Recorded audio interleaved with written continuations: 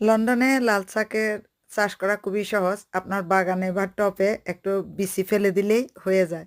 অনেক বড় বড় গাছ হয়ে যায়। আর এই গাছগুলো রাখা হয়েছে কিন্তু বীজের জন্য। আর এখন সারা বছর আপনি লাল শাক খেতে পারবেন যদি সঠিক যত্ন নিতে পারেন। লাল গাছের গোড়ার মাটিগুলো সবসময় একটু হালকা করে দিতে হয়। আর গোবর সার দিয়ে সেখানে কিন্তু আপনার লাল শাকের বীজ বপন করতে হয়।